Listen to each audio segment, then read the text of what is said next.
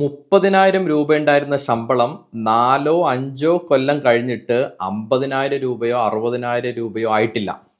എന്നാൽ നമ്മൾ മലയാളികൾ ഉപയോഗിക്കുന്ന കോൾഗേറ്റ് ടൂത്ത് പേസ്റ്റിൻ്റെ 2021 വില എന്ന് പറയുന്നത് വെറും 106 രൂപ. അത് ഇന്ന് പോയി നിൽക്കുന്നത് ഈ 2025 ഡിസംബറിൽ അതിൻ്റെ വാല്യൂ എന്ന് പറയുന്നത് 253 രൂപ. ഞാനീ പറയുന്നത് വെറും 50 ഗ്രാം വരുന്ന ടൂത്ത് പേസ്റ്റിൻ്റെ വില 106-ൽ നിന്ന് 253 രൂപ, അതായത് 139% വളർച്ച. എന്താ അല്ലേ? ശമ്പളം പോലും 139% കഴിഞ്ഞ 3-4 കൊല്ലം കൊണ്ട് കൂടിയിട്ടില്ല. പക്ഷേ നമ്മൾ ടൂത്ത് പേസ്റ്റിൻ്റെ വില കൂടി. ടൂത്ത് പേസ്റ്റ് മാത്രമാണോ? നമ്മൾ ഉപയോഗിക്കുന്ന മിക്ക സാധനങ്ങളുടെയും വില ഇങ്ങനെയാണ്, റോക്കറ്റ് പോലെയാണ് പോകുന്നത്. 4 വർഷം കൊണ്ട് 139% എന്ന് പറയുമ്പോൾ ഒരു വർഷത്തെ കണക്കെടുത്ത് നോക്കിയാൽ 24%-നപ്പുറം. നമുക്ക് എല്ലാ വർഷവും നമ്മുടെ ശമ്പളമോ അല്ലെങ്കിൽ നമുക്ക് ബിസിനസ് എന്നുള്ള ലാഭമോ 24% വെച്ച് വർദ്ധിക്കുന്നുണ്ടോ? ആ ചോദ്യത്തിന് ഉത്തരം നമ്മളോട് തന്നെ ചോദിക്കുക. ഇല്ല എന്നുള്ളതാണ് സത്യം, അല്ലേ? 139% സാലറിയിൽ വളർച്ച വന്നു കഴിഞ്ഞാൽ 4 വർഷം കൊണ്ട് നമ്മളെ സാലറി എന്ന് പറയുന്നത് 25,000 രൂപ ഉണ്ടായിരുന്ന ഒരാളുടെ സാലറി എന്ന് പറയുന്നത് ഇന്ന് 60,000 രൂപക്ക് മുകളിലായിരിക്കും. ഇതാണ് അവസ്ഥ. അങ്ങനെ ഒരു അവസ്ഥ നമ്മുടെ ഇൻകത്തിൽ വന്നിട്ടില്ല, പക്ഷെ നമ്മളെ ചെലവുകളിൽ വന്നിട്ടുണ്ട്. നമ്മൾ ഉപയോഗിക്കുന്ന ടൂത്ത് പേസ്റ്റ് തൊട്ട് നമ്മുടെ നിത്യോപയോഗ എല്ലാ സാധനങ്ങൾക്കും ഇന്ന് റോക്കറ്റ് പോലെയാണ് വില പോകുന്നത്. ഈ വില വർധനവിനെതിരെ നമ്മൾ പറയുന്നൊരു പേരുണ്ട്, അതാണ് ഇൻഫ്ലേഷൻ. നിങ്ങൾ പല സോഷ്യൽ മീഡിയകളും കേട്ടിട്ടുള്ളൊരു സംഭവമാണ്. ഇന്ത്യയുടെ ഇൻഫ്ലേഷൻ ഡാറ്റ ഇന്ന് ഏറ്റവും കൂടുതൽ തന്നെയാണ്. Ministry of statistics programme implementation government of ഇന്ത്യയുടെ ഒരു അതോറിറ്റിയാണ്. ഈ അതോറിറ്റി എല്ലാ വർഷവും നടത്തുന്ന പഠനമുണ്ട്. ഈ കഴിഞ്ഞ ഡിസംബർ 12 ഈ പഠനത്തിൻ്റെ റിപ്പോർട്ട് പുറത്തു വന്നു. അതിൻ്റെ അടിസ്ഥാനത്തിൽ ഇൻഫ്ലേഷൻ എന്ന് പറയുന്നത് ഇന്ത്യയിൽ കൂടുതലാണെന്നും എന്നാൽ അതിൽ ഏറ്റവും കൂടുതൽ നിൽക്കുന്നത് കേരളമാണെന്നുള്ള സത്യമാണ് വെളിയിൽ വരുന്നത്. നമ്മൾ വിദ്യാഭ്യാസപരമായിട്ടും മറ്റു കാര്യങ്ങളെല്ലാം കേരളം മികച്ചതാണ്, ഒരു സംശയമില്ല. എന്നാൽ ഇൻഫ്ലേഷൻ്റെ കാര്യത്തിലും കേരളം മികച്ചത് തന്നെയാണ്. എന്താണ്? ഇൻഫ്ലേഷൻ കൂടി നിൽക്കുന്നു.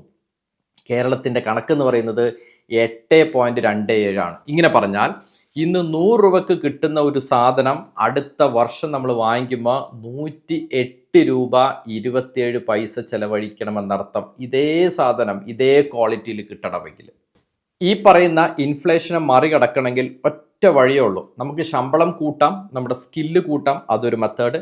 അതിനപ്പുറം നമ്മുടെ കയ്യിൽ നമ്മൾ ബാങ്കിൽ സൂക്ഷിച്ചിരിക്കുന്ന ഐഡിയലായിട്ട് കിടക്കുന്ന മണി നമുക്കതിനെ പ്രോപ്പറായിട്ടുള്ള റെഗുലേറ്റഡ് ആയിട്ടുള്ള ഇൻസ്ട്രുമെൻറ്റുകളിൽ ഇൻവെസ്റ്റ് ചെയ്യുക എന്നുള്ളതാണ്. ഇൻവെസ്റ്റ് ചെയ്യുമ്പോൾ ഏറ്റവും പ്രധാനമായിട്ടും ശ്രദ്ധിക്കേണ്ട പ്രധാനപ്പെട്ട ഒരു കാര്യമാണ്, നമ്മുടെ ഇൻവെസ്റ്റ് ചെയ്ത് കിട്ടുന്ന എമൗണ്ടിൽ നമുക്ക് ഇൻഫ്ലേഷനെ ബീറ്റ് ചെയ്യാൻ കഴിയുന്നുണ്ടോ? നമ്മൾ 3, 4, 5, 6 ഇനി പോട്ടെ 7% വരെ റിട്ടേൺ ഉള്ള 8% വരെ റിട്ടേണിലുള്ള ഒരു അസറ്റ് ക്ലാസ്സിൽ ഇട്ടാൽ പോലും ഇന്ന് നമുക്ക് ഇൻഫ്ലേഷനെ ബീറ്റ് ചെയ്യാൻ സാധിക്കില്ല. ഈ ഇൻഫ്ലേഷൻ അപ്പുറം വരുന്ന ഒരു റേറ്റ് ഓഫ് റിട്ടേൺ കിട്ടണം. ഇല്ലാതെ നമ്മുടെ ബാങ്കിൽ പൈസ ഫിക്സ്ഡ് ഡെപ്പോസിറ്റ് ആയിട്ടോ റിക്കറിംഗ് ഡെപ്പോസിറ്റ് ആയിട്ടോ ഈ പോലത്തെ ചിട്ടി പോലത്തെ അസൈൻമെൻറ്റുകളിലൊക്കെ നിക്ഷേപിച്ച് അതിൻ്റെ റിട്ടേണും പ്രതീക്ഷിച്ചുകൊണ്ടിരുന്ന ആ പൈസയുടെ അല്ലെങ്കിൽ ആ ക്യാഷിൻ്റെ വാല്യൂ ദിവസം കുറഞ്ഞുകൊണ്ട് പോകുകയാണ് എന്ന് ചുരുക്കം. എന്നാൽ ഇത് അവോയ്ഡ് ചെയ്യണമെങ്കിൽ കൃത്യമായി ഇൻവെസ്റ്റ് ചെയ്യണം. എന്നാൽ ഒരു തുടക്കക്കാരനെ, ഒരു ബിഗിനർ എങ്ങനെയൊക്കെ ഇൻവെസ്റ്റ് ചെയ്യണമെന്നാണ് നമ്മൾ ഈ വീഡിയോയിൽ ത്രൂ ഔട്ട് ചെക്ക് ചെയ്യാൻ പോകുന്നത്. ഇന്ന് ഒരുപാട് രീതിയിലുള്ള ഇൻവെസ്റ്റ്മെന്റ് ഉണ്ട്. നമുക്ക് ഗോൾഡ് കോയിൻ വാങ്ങാം, ഗോൾഡ് ബാർ വാങ്ങാം, സ്ഥലം, പറമ്പുകൾ, റിയൽ എസ്റ്റേറ്റ് അസറ്റുകൾ വാങ്ങാം, ഫ്ലാറ്റ് വാങ്ങാം, വില്ല, ഒരുപാട് ഓപ്ഷൻസ് ഉണ്ട്. പക്ഷേ ഏതൊരു തരത്തിലുള്ള ഇൻവെസ്റ്റ്മെൻറ്റ് ചെയ്യുമ്പോഴും എൻ്റെ പേഴ്സണൽ ആയിട്ടുള്ള ഒപ്പീനിയൻ, ആ ഇൻവെസ്റ്റ്മെൻറ്റിനുള്ള എമൗണ്ട് നമുക്ക് എപ്പോഴും ആക്സസിബിൾ ആയിരിക്കണം. ഏത് സമയം എടുക്കാനും ഏത് സമയം കൂടുതലോ കുറവോ ഇൻവെസ്റ്റ് ചെയ്യാനുള്ള ആ ഫ്ലെക്സിബിലിറ്റി, ഞാൻ ആ വേർഡ് വീണ്ടും എടുത്ത് പറയുന്നത് ഫ്ലെക്സിബിലിറ്റി, അതുണ്ടായിരിക്കണം. അത് ഭയങ്കര ഇമ്പോർട്ടൻ്റ് ആണ്. അങ്ങനെ നമുക്ക് ഫ്ലെക്സിബിൾ ആയിട്ടുള്ള ഈ ഫ്ലെക്സിബിലിറ്റി എന്ന് പറയുമ്പോൾ ലിക്വിഡിറ്റി, ഏത് സമയം വിൽക്കാം, ഏത് സമയം വാങ്ങാം, എന്നാൽ ഇൻഫ്ലേഷനെ ബീറ്റ് ചെയ്യാനും സാധിക്കണം. അങ്ങനെയുള്ള 4 ഇൻസ്ട്രുമെൻറ്റുകളാണ് ഞാൻ ഈ വീഡിയോയിൽ പറയുന്നത്. ഈ 4 ഇൻസ്ട്രുമെൻറ്റുകളും ഒരു തുടക്കക്കാരന് പരീക്ഷിക്കാവുന്നതാണ്, ഒരു തുടക്കക്കാരന് യൂസ് ചെയ്യാവുന്നതാണ്. അങ്ങനെ യൂസ് ചെയ്ത് കഴിഞ്ഞാൽ ഡെഫിനറ്റായിട്ടും ഇതിൻ്റെ ഒരു മിക്സ് എടുക്കുന്ന സമയത്ത് ഇൻഫ്ലേഷനെ ബീറ്റ് ചെയ്യാനായിട്ട് സാധിക്കും എന്നുള്ളതാണ്. ഞാനീ പറയുന്നത് 4 അസറ്റുകളെ കുറിച്ചിട്ടാണ്. അതിൽ ഒന്നാമത്തെ അസറ്റ് എന്ന് പറയുന്നത് ഡെപ്റ്റ്, രണ്ടാമത്തെ അസറ്റ് എന്ന് പറയുന്നത് ഇക്വിറ്റി, മൂന്നാമത്തെ അസറ്റ് എന്ന് പറയുന്നത് ഇന്റർനാഷണൽ ഇക്വിറ്റി, നാലാമത്തെ അസറ്റ് എന്ന് പറയുന്നത് കൊമോഡിറ്റി, അതിൽ വരുന്നതാണ് ഗോൾഡ് ആൻഡ് സിൽവർ. ഈ 4 കാര്യങ്ങളിലാണ് നമ്മുടെ എമൗണ്ടിനെ, അതായത് നമ്മൾ ഇൻവെസ്റ്റ് ചെയ്യാൻ ഉദ്ദേശിക്കുന്ന എമൗണ്ടിനെ നമ്മൾ ഇൻവെസ്റ്റ് ചെയ്യുന്നത്. പക്ഷേ എല്ലാത്തിലും ഒരേപോലെയല്ല, വ്യത്യസ്തമായ അലോക്കേഷൻസിൽ നമ്മൾ ഇൻവെസ്റ്റ് ചെയ്യുന്നു. ഇതിൽ നമ്മുടെ പോർട്ട്ഫോളിയോക്ക് ഒരു സ്റ്റെബിലിറ്റി കൊണ്ടുവരണം, അതേപോലെ നമുക്ക് കണ്ടിന്യൂസ് ആയിട്ടുള്ള റിട്ടേൺ വളർച്ചയും ഉണ്ടായിരിക്കണം എന്നുള്ളതാണ്. ഇനി ഇതിലുള്ള ഓരോ അസറ്റ് ക്ലാസിനെ കുറിച്ചും നമ്മൾ പഠിക്കുന്നു, നമ്മൾ മനസ്സിലാക്കുന്നു. അതിൽ ഒന്നാമത്തെ അസറ്റ് ക്ലാസ് എന്ന് പറയുന്നതാണ് ഡെപ്റ്റ് ഫണ്ട്. ഡെപ്റ്റ് ഫണ്ട് എന്ന് പറഞ്ഞാൽ എന്താണ്? നമ്മുടെ സാധാരണ, നിങ്ങൾക്ക് വളരെ സാധാരണക്കാരൻ ഒരു ബിഗിനറിന് മനസ്സിലാക്കാൻ വേണ്ടി, നമ്മൾ ബാങ്കിൽ ഇട്ട് കഴിഞ്ഞാൽ ആ ക്യാഷ് നമുക്ക് ഏത് സമയം പോയി എടുക്കാമല്ലോ. പക്ഷേ ബാങ്കിൽ 3-4% ഓഫ് റിട്ടേൺ കിട്ടുന്നു, അല്ലെങ്കിൽ FD പോലത്തെ ഇൻസ്ട്രുമെൻറ്റുകളിൽ 6-7% റിട്ടേൺ കിട്ടുന്ന സ്ഥലത്താണ് ഈ പറഞ്ഞ ഡെപ്റ്റ് ഫണ്ട് അട്രാക്റ്റീവ് ആവുന്നത്. ഡെപ്റ്റ് ഫണ്ടിൻ്റെ പ്രത്യേകതകൾ, പ്രധാനപ്പെട്ട 4 പ്രത്യേകതകളാണ് നമ്മൾ ചെക്ക് ചെയ്യുന്നത്. അതിൽ ഒന്നാമത്തെ പോയിന്റ് എന്ന് പറയുന്നത് ലിക്വിഡിറ്റി. എന്താണ് ഈ ലിക്വിഡിറ്റി എന്ന് പറഞ്ഞു കഴിഞ്ഞാൽ ഇവിടെ എഴുതിയിട്ടുണ്ട് ലിക്വിഡിറ്റി. ലിക്വിഡിറ്റി എന്ന് പറഞ്ഞാൽ ഏത് സമയം വാങ്ങാനും ഏത് സമയം വിൽക്കുവാനും നമുക്ക് സാധിക്കണം. ബാങ്ക് കേസസിൽ നമുക്ക് ആ ലിക്വിഡിറ്റി ഉണ്ടോ? കുറവാണെന്ന് പറയാം, അല്ലെങ്കിൽ മോഡറേറ്റ് ആണെന്ന് പറയാം. വാങ്ങാനും വിൽക്കാനും പറ്റും. ഫിക്സഡ് ഡെപ്പോസിറ്റ് ഒക്കെ ആണെങ്കിൽ അതിനൊരു ലോക്ക് ഇൻ പീരീഡ് ഉണ്ട്, അതിൻ്റെ ഉള്ളിൽ വാങ്ങി അതിന് പെനാൽറ്റി വരും. അപ്പോൾ ഞാൻ ബാങ്കിന് ഇതിന് മോഡറേറ്റ് ലിക്വിഡിറ്റി എന്ന് പറയുന്നു. എന്നാൽ ഡെപ്റ്റ് ഫണ്ടുകൾക്ക് ഹൈ ലിക്വിഡിറ്റി ആണ്. നമുക്ക് ഏത് സമയം വേണമെങ്കിലും ഈ പൈസ വിഡ്രോ ചെയ്യാം, ഏത് സമയം വേണമെങ്കിലും നമുക്ക് ഇൻവെസ്റ്റ് ചെയ്യാം. ഇനി നമ്മുടെ രണ്ടാമത്തെ പോയിന്റ് എന്ന് പറയുന്നത് വിഡ്രോവൽ പെനാൽറ്റി. നമുക്ക് നോക്കിക്കഴിഞ്ഞാൽ അറിയാൻ പറ്റും, ഒരു വർഷത്തെ ബാങ്കിൽ ഒരു ഡെപ്പോസിറ്റ് ഇട്ട് കഴിഞ്ഞ് 6 മാസം, ഇനിയല്ല 11ാമത്തെ മാസം പോയി വിഡ്രോ ചെയ്ത് കഴിഞ്ഞാലും ബാങ്ക് അതിന് പെനാൽറ്റി പിടിക്കും. എന്നാൽ ഈ പറഞ്ഞ ഡെപ്റ്റ് ഫണ്ടുകളിൽ ഐഡിയൽ കേസസിൽ ഒരു ലിക്വിഡ് ഫണ്ടിലാണെങ്കിൽ 7 ദിവസം വരെയാണ് അതിൻ്റെ ലോക്ക് ഇൻ പീരീഡ്, അല്ലെങ്കിൽ അതിൻ്റെ എക്സിറ്റ് ലോഡ് വരുന്നത്. 7 ദിവസത്തിന് ശേഷം ഒരു ചാർജും നിങ്ങളുടെ കയ്യിൽ നിന്ന് പിടിക്കില്ല. That is no withdrawal penalty. അതാണ് ഡെപ്റ്റ് ഫണ്ടിൻ്റെ പ്രത്യേകത. നമുക്ക് പറയാം 0-1%. അത് നോർമലി വരുന്നത് 7 ദിവസത്തിൻ്റെ ഉള്ളിലാണ്. എന്നാൽ ബാങ്കിലാവുമ്പോൾ 0-1% വരെ നമുക്ക് കിട്ടുന്ന അതിൽ നിന്നുള്ള ഇൻട്രസ്റ്റിൽ നിന്ന്, അല്ലെങ്കിൽ ആ റിട്ടേണിൽ നിന്നുള്ള ഈ പറയുന്ന പെനാൽറ്റി എമൗണ്ട് ബാങ്ക് ഡിഡക്റ്റ് ചെയ്യും, നമ്മൾ ആ ലോക്ക് ഇൻ പീരീഡിൻ്റെ ഉള്ളിൽ പ്രീ മെച്വർ വിഡ്രോവൽ നടത്തിയാൽ. ഇനി മൂന്നാമത്തെ പോയിന്റ്, റേറ്റ് ഓഫ് റിട്ടേൺ നോക്കിക്കഴിഞ്ഞാൽ ബാങ്കിൽ ഒരു ഫിക്സ്ഡ് ആണ്, ഗ്യാരണ്ടീഡ് ആണ്, ഒരു സംശയമില്ല, പറയുന്ന ഫിക്സ്ഡ് റേറ്റിൽ കിട്ടും. ഇവിടെ ഇത് സ്ലൈറ്റ്ലി മാർക്കറ്റ് ലിങ്ക്ഡ് ആണ്. മാർക്കറ്റ് ലിങ്ക്ഡ് എന്ന് പറയുമ്പോഴും ഇതിൻ്റെ കാറ്റഗറി ഓഫ് റിസ്ക് എന്ന് പറയുന്നത് റിസ്കോ മീറ്റർ നമ്മൾ പറയും, അതിൽ ഏറ്റവും ലോ റിസ്കിലാണ് നിൽക്കുന്നത്. അതായത് ഇവിടെ നിക്ഷേപിക്കുന്നത് ഗവൺമെൻറ്റിൻ്റെ കടപ്പത്രങ്ങൾ, നമുക്കറിയാം ട്രഷറി ബോണ്ടുകളിലൊക്കെയാണ് ഇവിടുത്തെ നിക്ഷേപങ്ങൾ വരുന്നത്. അതുകൊണ്ട് ഇതൊരു സ്റ്റഡി ഗ്രോത്ത് ആണ്, വെരി ലോ റിസ്ക് ഇൻസ്ട്രുമെൻ്റ് ആണ്. ഇനി അവസാനത്തെ പോയിന്റ്, ഏറ്റവും ഇമ്പോർട്ടൻ്റ് ആണല്ലോ റെഗുലേഷൻ. നമ്മൾ പോയി ഇൻവെസ്റ്റ് ചെയ്യുന്ന ക്യാഷ് നമുക്ക് നാളെ ഒരു ആവശ്യം വന്നാൽ എടുക്കാൻ പറ്റണം. അങ്ങനെ എടുക്കാൻ പറ്റുന്നതാണ് റെഗുലേറ്റഡ് ഇൻസ്ട്രുമെൻ്റ് എന്ന് പറയുന്നത്. അങ്ങനെ ബാങ്കുകളെ നിയന്ത്രിക്കുന്നത് റിസർവ് ബാങ്ക് ഓഫ് ഇന്ത്യയാണ്, അതിൻ്റെ റെഗുലേറ്ററി ബോഡി. എന്നാൽ നമ്മുടെ ഇതിന് റെഗുലേറ്റ് ചെയ്യുന്നത് ഡെപ്റ്റ് ഫണ്ടുകൾ, അല്ലെങ്കിൽ സ്റ്റോക്ക് മാർക്കറ്റിലുള്ള ഫണ്ടുകൾ റെഗുലേറ്റ് ചെയ്യുന്നത് സെക്യൂരിറ്റി എക്സ്ചേഞ്ച് ബോർഡ് ഓഫ് ഇന്ത്യയാണ്. അതുകൊണ്ട് 2 ഇൻസ്ട്രുമെൻറ്റും 100% റെഗുലേറ്റഡ് ആണ്. പക്ഷേ ബാങ്കിൽ കിട്ടുന്നതിനേക്കാളും ഒരു അല്പം ശതമാനം റേറ്റ് ഓഫ് റിട്ടേൺ നമുക്ക് ഡെപ്റ്റ് ഫണ്ടുകളിൽ നിന്ന് കിട്ടാൻ പറ്റും. ഞാനിവിടെ ഒരൊറ്റ ഡെപ്റ്റ് ഫണ്ടിനെ കുറിച്ചാണ് സംസാരിക്കുന്നത്, ലിക്വിഡ് ഫണ്ട്. ഡെപ്റ്റിൽ ഒരുപാട് കാറ്റഗറി ഉണ്ട്, അതിനകത്തോട്ട് പോയി കഴിഞ്ഞാൽ ഈ വീഡിയോയുടെ സമയം ഒരുപാട് അതിക്രമിച്ചു പോകുന്നുള്ളതുകൊണ്ട് ഒറ്റ ഫണ്ടിനെ കുറിച്ച് മാത്രമാണ് നമ്മൾ സംസാരിക്കുന്നത്, അത് ലിക്വിഡ് ഫണ്ടാണ്. ഇനി ഒരു ബിഗിനറുടെ പോർട്ട്ഫോളിയോയിൽ ഉണ്ടായിരിക്കേണ്ട രണ്ടാമത്തെ ഫണ്ട് എന്ന് പറയുന്നത് ഇക്വിറ്റി ഫണ്ട്. ഇക്വിറ്റി തന്നെ ഞാൻ പ്രിഫർ ചെയ്യുന്നത് ഒരു ഫ്ലെക്സി ക്യാപ്പ് ഫണ്ടാണ്. എന്തുകൊണ്ടാണ് ഫ്ലെക്സി ക്യാപ്പ് എടുത്തെന്ന് ചോദിച്ചു കഴിഞ്ഞാൽ ഉത്തരം സിമ്പിളാണ്. അതിൽ large cap, mid cap, small cap, ഇന്ത്യയിലെ ഏറ്റവും വലിയ കമ്പനികൾ, ഒരു ഇടത്തരം കമ്പനികൾ, ഏറ്റവും ചെറിയ കമ്പനി, ഇതിൻ്റെ എല്ലാത്തിൻ്റെയും കൂടി ഒരു മിക്സാണ് ഈ പറയുന്ന ഫ്ലെക്സി ക്യാപ്പിൽ വരുന്നത്. അതിൽ ആ ഫ്ലെക്സി ക്യാപ്പ് മാനേജ് ചെയ്യുന്ന ഫണ്ട് മാനേജർക്ക് ഇതിൻ്റെ അലോക്കേഷൻ ഏത് രീതിയിൽ വേണമെങ്കിലും മാറ്റം വരുത്താം. അത് ഒരു ബിഗിനറെ സംബന്ധിച്ചിടത്തോളം ഒരു ഈസി, അല്ലെങ്കിൽ ഒരു സേഫസ്റ്റ് മെത്തേഡാണ് ഒരു ഫ്ലെക്സി ക്യാപ്പ് ഫണ്ട് പോർട്ട്ഫോളിയോയിൽ ആഡ് ചെയ്യുക എന്നുള്ളത്. ഇപ്പോൾ നമ്മൾ കണ്ടു കഴിഞ്ഞു ഡൊമസ്റ്റിക് ഇക്വിറ്റി ഫണ്ട്, അതേപോലെ ഡെപ്റ്റ് ഫണ്ടും കണ്ടു കഴിഞ്ഞു. ഇനി നമ്മൾ പോകുന്നത് കൊമോഡിറ്റിയിലോട്ടാണ്. നമുക്കറിയാം കഴിഞ്ഞ 2025 ഗോൾഡ് റോക്കറ്റ് പോലെ പോയതാണ്. സിൽവർ ആണെങ്കിലോ അതിൻ്റെ ഡബിൾ സ്പീഡും പോയതാണ്. സോ ഈ പറയുന്ന കൊമോഡിറ്റി സെഗ്മെൻറ്റും, പക്ഷേ മാർക്കറ്റിൻ്റെ അവസ്ഥയോ, മാർക്കറ്റാണെങ്കിൽ ഒരുപാട് പോയിട്ടില്ല. ഞാൻ പറയുന്നത് ഇക്വിറ്റി മാർക്കറ്റ്. അപ്പോൾ ഇക്വിറ്റി മാർക്കറ്റ് പെർഫോം ചെയ്യാത്ത സമയത്ത് പെർഫോം ചെയ്യുന്ന അസറ്റ് ക്ലാസ് ആണ് ഗോൾഡും സിൽവറും. സിൽവർ ഹൈലി വൊളറ്റൈലാണ്, എന്നാൽ ഗോൾഡ് അത്ര കണ്ടില്ല. അതുകൊണ്ട് സേഫായിട്ട് ഒരു സ്റ്റാർട്ട് ചെയ്യുന്ന ഒരു ബിഗിനർക്ക് ഏറ്റവും നല്ലത് ഗോൾഡാണ് അയാളുടെ പോർട്ട്ഫോളിയോയിൽ ആഡ് ചെയ്യാൻ വേണ്ടിയിട്ട്. ഗോൾഡിൽ ഇൻവെസ്റ്റ് ചെയ്യാനുള്ള 4 മെത്തേഡ്സുകളുണ്ട്. മ്യൂച്വൽ ഫണ്ടുകൾ വഴി ചെയ്യാം, ETF വഴി ചെയ്യാം, ഡിജിറ്റൽ ഗോൾഡ് വഴി ചെയ്യാം, ഫിസിക്കലി ചെയ്യാം. ഇതിലേതാണ് ഏറ്റവും ബെസ്റ്റ് മെത്തേഡ് എന്ന് ചോദിച്ചു കഴിഞ്ഞാൽ ഞാൻ 2 പറയുള്ളൂ. ഒന്നുകിൽ മ്യൂച്വൽ ഫണ്ടും ചെയ്യാം, അല്ലെങ്കിൽ ETF ചെയ്യാം. നിങ്ങൾക്ക് ഏതാണോ കംഫർട്ടബിൾ അത് യൂസ് ചെയ്തിട്ട് ചെയ്യാം. രണ്ടിലും റേറ്റ് ഓഫ് റിട്ടേൺ ഒരു 5 വർഷത്തിനപ്പുറം എടുത്ത് നോക്കിക്കഴിഞ്ഞാൽ ഒരു 0.2 to 0.3 വ്യത്യാസം മാത്രമേ ഉണ്ടാവുള്ളൂ. അത് ചിലപ്പോൾ മ്യൂച്വൽ ഫണ്ടിൽ കൂടാം, അല്ലെങ്കിൽ ETF കുറയാം, അല്ലെങ്കിൽ ETF കൂടാം, മ്യൂച്വൽ ഫണ്ടിൽ കുറയാം. അതല്ലാതെ ഒരു വ്യത്യാസവും ഇത് പ്രത്യേകിച്ച് ഒന്നുമില്ല.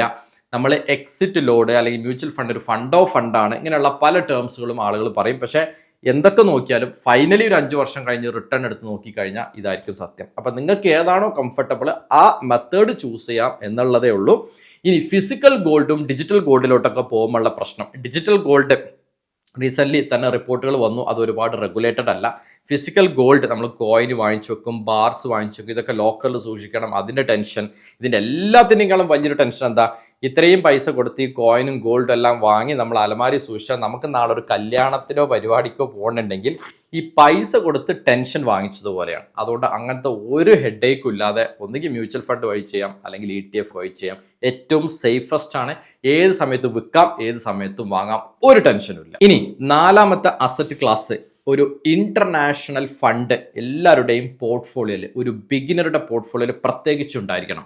കാരണം ഇന്ന് നമ്മൾ ഉപയോഗിക്കുന്ന നമ്മുടെ കയ്യിലുള്ള സാംസങ് ഫോണാവട്ടെ, ഏത് കമ്പനിയുടെ ഫോണാവട്ടെ, ഐഫോൺ ആവട്ടെ, നമ്മൾ ഉപയോഗിക്കുന്ന ഡെയിലി ഉപയോഗിക്കുന്ന ആർട്ടിഫിഷ്യൽ ഇൻ്റലിജൻസ് ഡെവലപ്പ് ചെയ്യുന്ന ASML എന്ന് പറയുന്ന നെതർലാൻഡ് ബേസ്ഡ് കമ്പനി, അതേപോലെ NVIDIA എന്ന് പറയുന്ന ലോകത്തിൽ തന്നെ ഏറ്റവും വലിയ അസറ്റ് അണ്ടർ മാനേജ്മെൻ്റ് ഉള്ള കമ്പനി, ഗൂഗിൾ, ആൽഫബറ്റ്, നമ്മളെല്ലാവരും ഉപയോഗിക്കുന്ന ഫേസ്ബുക്ക്, ഇൻസ്റ്റാഗ്രാം എല്ലാം മാനേജ് ചെയ്യുന്ന മെറ്റ, ഇത്തരത്തിലുള്ള എല്ലാ പ്രമുഖമായ കമ്പനികളും ഇന്ന് നിലകൊള്ളുന്നത് US-ലാണ്.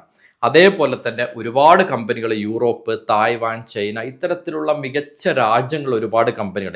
ഈ കമ്പനികളിലും കൂടി നമുക്ക് ഇൻവെസ്റ്റ് ചെയ്യാൻ സാധിക്കണം. അതാണ് നമ്മൾ ഇന്ത്യ വിട്ട് പുറത്തോട്ട് ചിന്തിക്കുന്നു. ഒരു ഇൻ്റർനാഷണൽ മ്യൂച്വൽ ഫണ്ടും നിങ്ങളുടെ പോർട്ട്ഫോളിയോയിൽ ഒരു ബിഗിനർ പ്രത്യേകിച്ച് ആഡ് ചെയ്യാനായിട്ട് ശ്രമിക്കുക. അപ്പോൾ അതിരിക്കട്ടെ, എല്ലാ കാര്യവും പഠിച്ചു കഴിഞ്ഞു. നമുക്കൊരു ഡെപ്റ്റ് ഫണ്ട് വേണം, ഒരു ഡൊമസ്റ്റിക് ഇക്വിറ്റി വേണം, ഒരു ഇന്റർനാഷണൽ ഇക്വിറ്റി വേണം, 4ാമതായിട്ട് നമുക്ക് ഗോൾഡ് ഫണ്ടും വേണം. ഇനി ഒരു ബിഗിനർ എങ്ങനെ ഇതിൻ്റെ അസറ്റ് അലോക്കേഷൻ ചെയ്യണം? ഡൊമസ്റ്റിക് ഇക്വിറ്റിയിൽ 45%, ഇന്റർനാഷണൽ ഇക്വിറ്റിയിൽ 25%, ഡെപ്റ്റിൽ 17%, ഗോൾഡിൽ 13%, എല്ലാം കൂടി ചേർന്ന് 100% എന്നുള്ള കണക്ക്. ഓക്കെ, അപ്പോൾ അലോക്കേഷൻ മനസ്സിലായി. ഇവിടെ നമുക്ക് 2 രീതിയിലുള്ള അലോക്കേഷൻ കാണാൻ പറ്റും. അസറ്റുകൾക്കിടക്കുള്ള ഡിസ്ട്രിബ്യൂഷൻ അല്ലെങ്കിൽ ഡൈവേഴ്സിഫിക്കേഷൻ. അസറ്റ് എന്ന് പറയുമ്പോൾ ഡൊമസ്റ്റിക് ഉണ്ട്, ഇന്റർനാഷണൽ ഉണ്ട്, ഗോൾഡ് ഉണ്ട്, ഡെപ്റ്റ് ഉണ്ട്. ഗോൾഡും ഡെപ്റ്റും നമുക്കുള്ള പ്രൊട്ടക്റ്റീവ് എക്യുപ്മെന്റ്സ് ആണ്, അല്ലെങ്കിൽ നമ്മുടെ കുഷനാണ്, നമ്മുടെ ഇൻവെസ്റ്റ്മെന്റിന്റെ കുഷനാണ്. മാർക്കറ്റ് തകരുന്ന സമയത്ത് നമ്മളെ രക്ഷിക്കുന്ന 2 സംഭവങ്ങളാണ് ഗോൾഡും സിൽവറും. അത് നമ്മൾ താഴെ വെച്ചു. നമ്മളൊരു വീട് പണിയുമ്പോൾ ആദ്യം വെക്കുന്ന തറയാണല്ലോ, അതേപോലെ തന്നെയാണ് നമ്മൾ കെട്ടുന്ന തറയാണ് ഈ ഗോൾഡും ഡെപ്റ്റ് ഫണ്ടും. അതിന് മുകളിലാണ് നമ്മൾ ഇന്ത്യൻ ഇക്വിറ്റി, ഇന്റർനാഷണൽ ഇക്വിറ്റി എന്ന് പറയുന്ന 2 പില്ലറുകൾ നമ്മൾ സ്ഥാപിച്ചു. ഇനി ഇത്രയൊക്കെ അലോക്കേഷൻ നടത്തി നിങ്ങൾ സ്വാഭാവികമായിട്ട് ചിന്തിക്കണം, ഒക്കെ എല്ലാം ശരി, ഏത് ഫണ്ടിൽ ഞാൻ ഇൻവെസ്റ്റ് ചെയ്യണം? അപ്പം ഞാൻ ഇതിനകത്ത് ഒരു 4 ഫണ്ടുകൾ ഇതിന് എക്സാമ്പിൾസ് ആയിട്ട് എടുത്തിട്ടുണ്ട്. നിങ്ങൾ നാളെ ഇതേ ഫണ്ട് തന്നെ എടുക്കണം എന്നില്ല. ഇത് എൻ്റെ ചില ക്രൈറ്റീരിയ ബേസ് ചെയ്തിട്ട് ഒരു തുടക്കക്കാരന് എങ്ങനെ ചെയ്യാം എന്നുള്ളതിനുള്ള എക്സാമ്പിളിന് വേണ്ടി എടുത്തിട്ടുള്ള 4 ഫണ്ടുകൾ. അതിൽ 1ാമതായിട്ട് വരുന്നത് ഒരു ലിക്വിഡ് ഫണ്ട് കാറ്റഗറിയിൽ, ഒരു ഇക്വിറ്റി കാറ്റഗറിയിൽ, ഡൊമസ്റ്റിക് ഇക്വിറ്റി കാറ്റഗറിയിൽ നിന്ന് തുടങ്ങാം. ഡൊമസ്റ്റിക് ഇക്വിറ്റി കാറ്റഗറി ആൾക്ക് വേണ്ടത് പരാഗ് പരീഖിൻ്റെ ഫ്ലെക്സി ക്യാപ്പ് ഫണ്ടാണ്. ഈ ഫണ്ടിൽ 45% എന്ന് പറയുമ്പോൾ 10,000-ന് 4,500. Edelweiss US technology fund international ഫണ്ടാണ്, അതിൽ 25%. അപ്പോൾ 10,000 രൂപ SIP ചെയ്യുന്ന ഒരാൾക്ക് 2,500 രൂപ. ഇനി gold fund, SBI gold fund ഉപയോഗിക്കാം, അല്ലെങ്കിൽ നിപ്പോണിന്റെ ഗോൾഡ് ബീസ് ഉപയോഗിക്കാം. അതിനകത്ത് 13%, 1,300. Aditya Birla Sun Life liquid fund. എന്തുകൊണ്ടാണ് ഞാൻ ഈ ലിക്വിഡ് ഫണ്ട് യൂസ് ചെയ്തു നിങ്ങൾ വിചാരിക്കുന്നുണ്ടാവും. ഞാൻ ചില ട്രാക്കറുകൾ അല്ലെങ്കിൽ ചില ക്രൈറ്റീരിയ ബേസ് അനാലിസിസ് ചെയ്തെടുത്തിട്ടുള്ള ഫണ്ടുകളാണ് ഇതൊരു ബിഗിനർക്കായിട്ട് ഞാൻ ഇതിനകത്ത് പ്ലേസ് ചെയ്തിട്ടുള്ളത്. ഡെപ്റ്റ് അല്ലെങ്കിൽ ലിക്വിഡ് ഫണ്ടിൽ 17%, 1,700. ഇങ്ങനെ കാണുമ്പോൾ ഈ ടേബിൾ കറക്റ്റാണ് നമുക്ക് തോന്നും. പക്ഷെ ഞാൻ പറയുന്നു ഇതിന്റെ അലോക്കേഷൻ എന്ന് പറയുന്ന 3ാമത്തെ കോളം കറക്റ്റാണ്. പക്ഷെ എമൗണ്ട് ടു ഇൻവെസ്റ്റ് എന്നുള്ള 4ാമത്തെ കോളം പൂർണ്ണമായിട്ടും തെറ്റാണ്. ഈ വാല്യൂ എന്ന് പറയുന്നത് ഇവിടെ തെറ്റാണ് എന്നർത്ഥം. ഇങ്ങനെ ഒരു കാരണവശാലും എമൗണ്ടിനെ ഫിക്സ് ചെയ്യരുത്. ഈ അലോക്കേഷൻ തെറ്റാണ്. പക്ഷേ നമ്മുടെ ബാക്കി എഴുതിയിട്ടുള്ള ആദ്യത്തെ 3 കോളംസ് കറക്റ്റാണ്, എമൗണ്ട് തെറ്റാണ്. എങ്ങനെ നമുക്ക് ഈ എമൗണ്ടിനെ ശരിയാക്കിയെടുക്കാം, എന്താണ് ഇതിന്റെ പിന്നിലുള്ള ലോജിക്ക് എന്നുള്ളതും കൂടി പറയാം. ഇവിടെ കാണാൻ പറ്റും, ഞാൻ ഈ ടേബിളിനൊന്ന് അപ്ഡേറ്റ് ചെയ്ത് കഴിഞ്ഞു.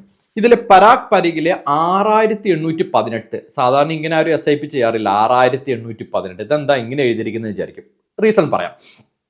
പരാഗ് പരീഖ് ഫ്ലെക്സി ക്യാപ്പിന്റെ ഫണ്ട് അലോക്കേഷൻ എടുത്ത് നോക്കിക്കഴിഞ്ഞാൽ large cap, mid cap, small cap, domestic equity ഉണ്ട്. അത് കഴിഞ്ഞിട്ട് അതിനകത്ത് വരുന്നതാണ് ഇന്റർനാഷണൽ ഫണ്ട്. പറഞ്ഞ പോലെ ആമസോൺ, മെറ്റ, ആൽഫബറ്റിലൊക്കെ ഈ Parag Parikh flexi cap invest ചെയ്യുന്നുണ്ട്. കൂടാതെ 10 തൊട്ട് 15% വരെ എല്ലാ സമയത്തും ഡെപ്റ്റ് ഫണ്ടുകളിലും കൂടി Parag Parikh flexi cap invest ചെയ്യുന്നുണ്ട്. അപ്പോൾ അതിൻ്റെ നമ്മൾ ഈ പറഞ്ഞ നമ്മൾ ഇൻവെസ്റ്റ് ചെയ്യുന്ന എമൗണ്ട് എല്ലാ സെഗ്മെന്റിലോട്ടുമാണ് പോകുന്നത്. അപ്പോൾ 6,818 ഞാൻ എടുത്താൽ അതിൽ ഡൊമസ്റ്റിക് ഇക്വിറ്റി ഉണ്ട്, അതിനകത്ത് കുറച്ച് ഇന്റർനാഷണൽ ഉണ്ട്, കുറച്ച് ഡെപ്റ്റ് ഉണ്ട്. ഇതെല്ലാം കൂടി മിക്സഡ്. അപ്പോൾ ഡെപ്റ്റിലോട്ട് എത്ര പോകുന്നു ഈ 6,818 നിന്ന്, ഇന്റർനാഷണൽ എത്ര പോകുന്നു, ഡൊമസ്റ്റിക് എത്ര പോകുന്നു എന്നുള്ള കണക്ക് നോക്കി അവിടെ വെക്കുന്നു. അപ്പോൾ എനിക്ക് ഡൊമസ്റ്റിക് ഇക്വിറ്റിയിലോട്ട് 45% കിട്ടണം. അത് കിട്ടണമെങ്കിൽ ഞാൻ ഇൻവെസ്റ്റ് ചെയ്യേണ്ടത് 6,818 സിമ്പിളാണ്. ഇനി Edelweiss US technology 1,477, SBI gold 13% എടുക്കുമ്പോൾ ഗോൾഡ് വേറെ ഒരു ഫണ്ടിലും ഇല്ല. അതായത് പരാഗ് പരീഖിലില്ല, എഡിൽവൈസിലില്ല, ലാസ്റ്റ് പറയുന്ന ആദിത്യ ബിർളയുടെ സൺ ലൈഫ് ലിക്വിഡ് ഫണ്ടിലില്ല. അതുകൊണ്ട് ഗോൾഡ് അതിൽ തന്നെ മാത്രമേ ഉള്ളൂ. അതുകൊണ്ട് അതിന്റെ 13% എന്നുള്ളത് ഫ്ലാറ്റ് ആയിട്ട് 1,300 രൂപയായി മാറും. ഇനി ആദിത്യ ബിർള സൺ ലൈഫ് ഞാൻ പറഞ്ഞു, പരാഗ് പരീഖ് ഫ്ലെക്സി ക്യാപ്പിൽ ഒരു ഡെപ്റ്റ് കോമ്പണന്റ് ഉണ്ട്. അപ്പോൾ ഓൾറെഡി നമ്മൾ 6,818 ചെയ്യുമ്പോൾ അവിടെ ഒരു ഡെപ്റ്റ് പോയി. ബാക്കിയുള്ള ഡെപ്റ്റാണ് 405 രൂപ എന്ന് പറയുന്നത്. അത് നമ്മൾ അവിടെ ഇൻവെസ്റ്റ് ചെയ്യുന്നു. അപ്പോൾ 10,000 രൂപയുടെ SIP ചെയ്യുന്ന ഒരാൾ SIP ചെയ്യേണ്ട എമൗണ്ട് എന്ന് പറയുന്നത് ഈ രീതിയിലായിരിക്കണം. 6,818, 1,477, 1,300, 405. ഇതാണ് റൈറ്റ് അസറ്റ് അലോക്കേഷൻ എന്നുള്ളതുകൊണ്ട് ഉദ്ദേശിക്കുന്നത്. ഇവിടെ അസറ്റ് അലോക്കേഷൻ ചെയ്യുന്നതോട് കൂടെ തന്നെ ഗ്ലോബൽ ഡൈവേഴ്സിഫിക്കേഷൻ നമ്മൾ ചെയ്യുന്നുണ്ട്. എങ്ങനെ? നമ്മൾ ഡൊമസ്റ്റിക് ഇൻവെസ്റ്റ്മെന്റ് ചെയ്യുന്നുണ്ട്. എഡിൽവൈസ് US ടെക്നോളജി വഴി നമ്മൾ US, തായ്വാൻ, ചൈന, ജപ്പാൻ പോലത്തെ ഡെവലപ്ഡ് കൺട്രീസിലും നമ്മൾ ഇൻവെസ്റ്റ് ചെയ്യുന്നുണ്ട്. കൊമോഡിറ്റി ആയിട്ടുള്ള നമ്മുടെ ബേസ് ഫൗണ്ടേഷൻ ആയിട്ടുള്ള ഗോൾഡിലും അതേപോലെ ഡെപ്റ്റിലും ഇൻവെസ്റ്റ് ചെയ്യുന്നുണ്ട്. ഇത്തരത്തിലുള്ളതായിരിക്കണം നമ്മുടെ അസറ്റ് അലോക്കേഷൻ എന്ന് പറയുന്ന അസറ്റ് ക്ലാസുകൾക്കിടക്കുള്ള ഡൈവേഴ്സിഫിക്കേഷനും ഗ്ലോബലായിട്ട് എമർജിങ് മാർക്കറ്റ് ആയിട്ടുള്ള ഇന്ത്യയിലും ഡെവലപ്ഡ് കൺട്രീസ് ആയിട്ടുള്ള US പോലത്തെ രാഷ്ട്രങ്ങളിലും നമുക്ക് ഇൻവെസ്റ്റ് ചെയ്യാൻ പറ്റണം. ഇത്തരത്തിലാണ് നമ്മൾ പ്രോപ്പറായിട്ട് ഒരു ബിഗിനർ ഒരു പോർട്ട്ഫോളിയോ സെറ്റ് ചെയ്യേണ്ടത് എന്നാണ് കാണിച്ചു വന്നത്. നിങ്ങൾക്കിത് പരീക്ഷിച്ച് നോക്കാം. നിങ്ങൾക്കിത് ഇൻട്രസ്റ്റ് ഉണ്ടെന്നുണ്ടെങ്കിൽ, എന്നിട്ട് ഇതിൻ്റെ റിസൾട്ട് നല്ലതാണെങ്കിൽ ഡെഫിനറ്റ് ആയിട്ടും നിങ്ങൾ ഇതിൻ്റെ കമൻറ്റിൽ മെൻഷൻ ചെയ്യാൻ മറക്കരുത്. ഞാൻ ഈ പറഞ്ഞതിൽ നിങ്ങൾക്ക് എന്തെങ്കിലുമൊക്കെ ലോജിക്കലായിട്ട് തോന്നി എന്നുണ്ടെങ്കിൽ ഡെഫിനറ്റായിട്ട് നിങ്ങൾ വീഡിയോ നിങ്ങൾക്ക് ഇഷ്ടപ്പെട്ടെങ്കിൽ ലൈക്ക് ചെയ്യാനും നിങ്ങൾ മറക്കരുത്. അതേപോലെ ഞാൻ എൻ്റെ പേഴ്സണൽ ഇൻവെസ്റ്റ്മെൻറ്റിൻ്റെ ഡീറ്റെയിൽസുകൾ വളരെ ഓപ്പൺ ആയിട്ട് വളരെ ട്രാൻസ്പെറൻ്റ് ആയിട്ട് ഞാൻ എക്സ്ക്ലൂസീവായിട്ട് ഡിസ്കസ് ചെയ്യുന്നത് എൻ്റെ യൂട്യൂബിൻ്റെ മെമ്പർ കമ്മ്യൂണിറ്റിയിലാണ്. യൂട്യൂബിൻ്റെ മെമ്പർ കമ്മ്യൂണിറ്റി നിങ്ങൾക്ക് ജോയിൻ ചെയ്ത് നോക്കാം. താല്പര്യം ഉണ്ടെങ്കിൽ മാത്രം 1 മാസമോ 2 മാസമോ ഒക്കെ ട്രൈ ചെയ്തിട്ട് നിങ്ങൾക്ക് ഇഷ്ടപ്പെട്ടാൽ കണ്ടിന്യൂ ചെയ്യാം. ഇഷ്ടപ്പെട്ടിട്ട് നിങ്ങൾക്ക് ഏത് സമയത്തും അത് ക്യാൻസൽ ചെയ്യാവുന്നതാണ്. അതേപോലെ എൻ്റെ നിങ്ങൾക്ക് കണക്ട് ചെയ്യണമെന്നുണ്ടെങ്കിൽ ഞാൻ ഈ വീഡിയോ ഡിസ്ക്രിപ്ഷനിൽ വാട്സപ്പ് കോൺടാക്ട്സും മാർക്കറ്റിനെ കുറിച്ച് നിങ്ങൾക്ക് പഠിക്കാനൊക്കെ താല്പര്യം ഉണ്ടെന്നുണ്ടെങ്കിൽ ടെലഗ്രാം ചാനലിൻ്റെ ലിങ്കും കൊടുത്തിട്ടുണ്ട്. നിങ്ങൾക്ക് യൂസ് ചെയ്ത് നോക്കാം. മ്യൂച്വൽ ഫണ്ടുകളിലും ഇൻ്റർനാഷണൽ ഫണ്ടുകളൊക്കെ ഇൻവെസ്റ്റ് ചെയ്യാനുള്ള അസറ്റ് പ്ലസ് എന്ന് പറയുന്ന പ്ലാറ്റ്ഫോമിൻ്റെ ലിങ്കും ഞാൻ നിങ്ങൾക്ക് കൊടുത്തിട്ടുണ്ട്. നിങ്ങൾക്ക് എന്തെങ്കിലുമൊക്കെ നിങ്ങളുടെ പേഴ്സണൽ ഫിനാൻസുമായിട്ട് ഡിസ്കസ് ചെയ്യണമെങ്കിൽ നിങ്ങൾക്ക് എന്നുമായിട്ട് പേഴ്സണലായിട്ട് കണക്ട് ചെയ്യാം. എല്ലാവർക്കും 2026 വളരെ ഫിനാൻഷ്യലാണെങ്കിലും അവരുടെ പേഴ്സണൽ ലൈഫിലും ഒരുപാട് നല്ല അനുഭവങ്ങളും ഉള്ള ഒരു നല്ല വർഷമായിരിക്കട്ടെ എന്ന് ആത്മാർത്ഥമായി ആഗ്രഹിക്കുന്നു. നമുക്ക് അടുത്ത ആഴ്ചയിൽ മറ്റൊരു പുതിയ ഇൻഫോർമേറ്റീവ് വീഡിയോ ആയിട്ട് വീണ്ടും കാണാം.